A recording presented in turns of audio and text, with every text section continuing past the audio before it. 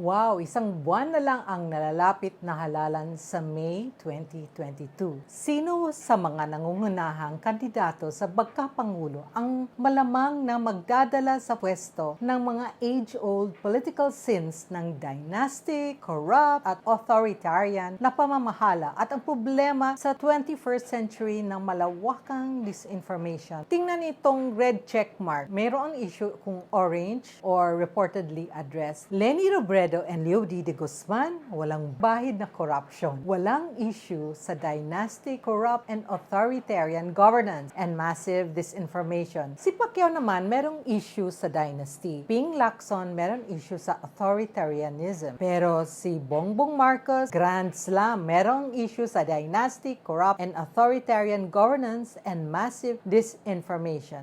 Merong red mark si Bongbong Marcos sa fake news. Oxford diploma ang issue. He claims he completed his degree in political science, philosophy, and economics at Oxford University. However, the university claims that Marcos Jr. was only given a special diploma in social studies in 1978. On social media, he is allegedly behind the massive social media disinformation network with thousands of websites, Facebook pages and groups, YouTube channels, and social media influencers. And ito ang mga ibang issues. He denies or downplays Marcos' dictatorship, human rights violations, kleptocracy, corruption, and cronyism. He exaggerates or makes up the Marcos golden years achievement, and he attacks his rivals and critics on those web pages. On corruption, ill-gotten wealth, the $5 to $10 billion stolen wealth by Ferdinand Marcos from the country's coffers, according to World Bank and UN office, the $683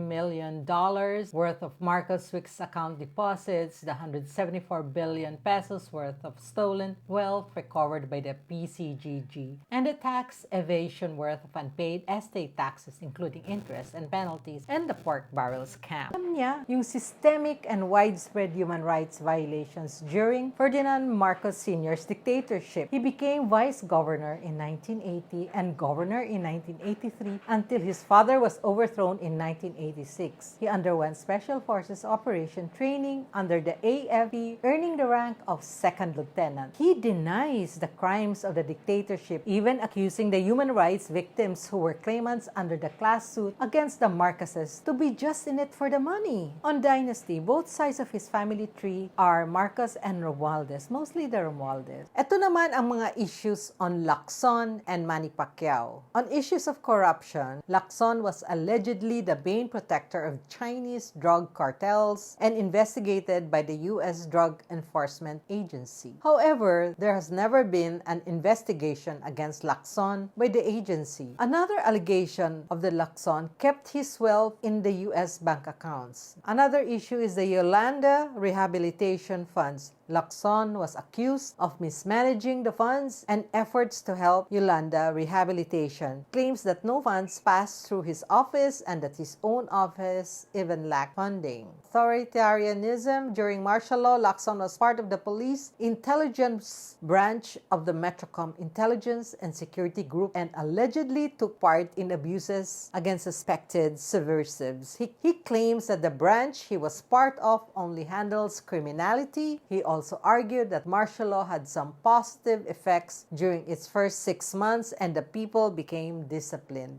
There were issues on Coratong Baleleng. In 2001, multiple murder charges were filed against Lacson for his alleged involvement in the extrajudicial killing of 11 suspected members of the Coratong Baleleng gang in May 1995. The charges were dismissed by the Supreme Court in 2013, and there was a double murder kidnap slave case. Manny Pacquiao has dynasty issues. His wife is the vice governor, and there are other family members of the Pacquiao who have local positions. So you have seen now the issues that confront the top 5 presidential candidates. If you're undecided, now is the time to look at the table here. Who is best qualified